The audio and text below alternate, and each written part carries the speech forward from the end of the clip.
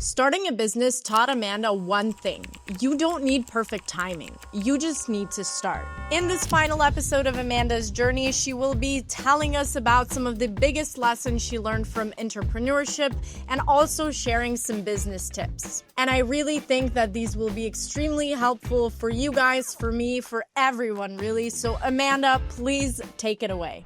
Hey guys, as you've probably noticed from following my journey, entrepreneurship is a hell of a ride. It has highs and lows, but it's been the best work experience I've ever had. So, to wrap up this series, let me share what I've learned from a failed clothing line, other type of side hustles, and building my color analysis business successfully. Something I understood pretty early on was to use my limitations as strategy. And in case that sounds confusing, let me break it down to you. Most people see limitations as challenges, but for me, they became a filter for what I wanted and didn't want to focus on. For example, before my color analysis business, I started a clothing line.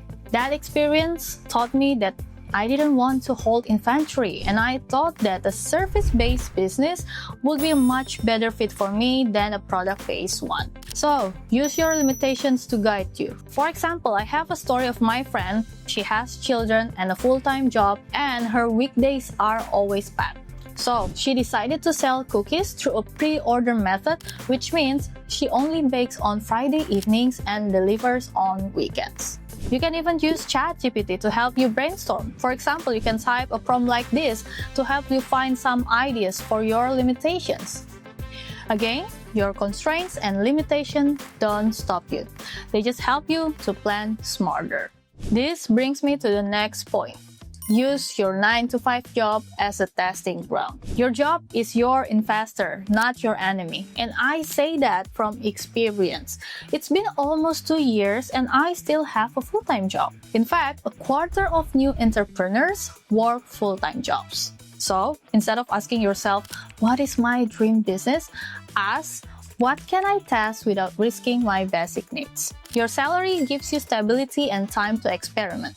Whether it's a big or small amount, you will need to invest some cash into your idea at some point. Also, remember that your investments are not lost money. If you plan well and invest wisely, you can earn it back and even more.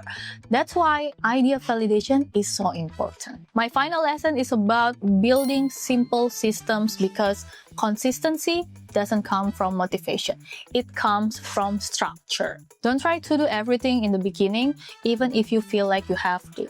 Focus on one offer, one platform, one place to sell, and one system. For example, you can set up automation to answer messages, use planning tools to help you organize your tasks, and create a business website where customers can book or purchase directly. In fact, use AI as much as possible. Whether that's to build that website like I did with Hostinger Website Builder, brainstorm content marketing calendars, or manage your tasks better. We have a great video about using AI to increase productivity, especially if you're a businesswoman. So make sure to check it out right here. Trying to do everything yourself will burn you out for sure. So make sure you put systems in place that support you. Put your tasks in your calendar because if it's not scheduled, it probably won't happen, and build habits slowly until they become part of your routine. Just like Nir Eyal says, when users start to automatically cue their next behavior, the new habit becomes part of their everyday routine. And just like that, you will accomplish the hardest part of starting a business, which is not giving up. Looking back on my journey and everything I've shared across all 3 videos, there is one thing that it all comes back to, which is don't wait for the perfect plan, just start. Really, I think this is the most valuable business tip after all. Most people, and women in business especially, delay starting a business because they think they need something new or some big inspiration. Well, you don't.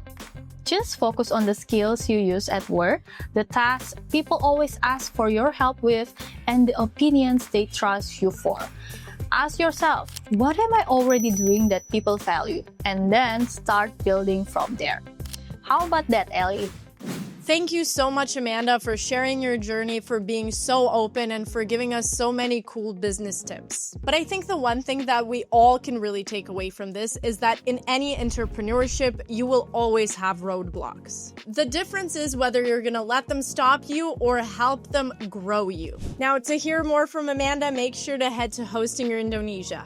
And if you want to hear another success story about a woman who started her business, this time in the Web3 space, make sure to tune in next week and don't forget to subscribe. Thank you guys so much for watching, and I'll see you in the next one.